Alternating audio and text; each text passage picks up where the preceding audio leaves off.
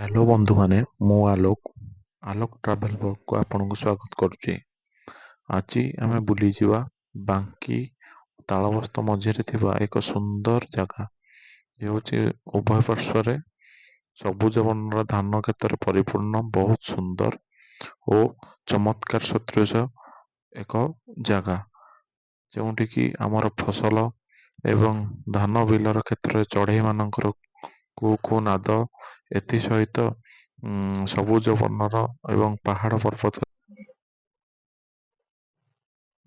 ପର୍ବତରେ ଚାରିପଟ ପରିପୂର୍ଣ୍ଣ ହୋଇଥିବା ବାଙ୍କୁରା ସବୁଜ କ୍ଷେତ ବହୁତ ସୁନ୍ଦର। ଆସନ୍ତୁ ଆପଣ ବୁଲିକି ଥରେ ଯାଆନ୍ତୁ, ଦେଖିବେ ଏହା ବହୁତ ସୁନ୍ଦର, ଯୋଉଟା କି ଆମର ବାଙ୍କି ବିଲିପଡାରୁ ତାଳବସ୍ତ ରୋଡ ମଧ୍ୟରେ ଅବସ୍ଥିତ।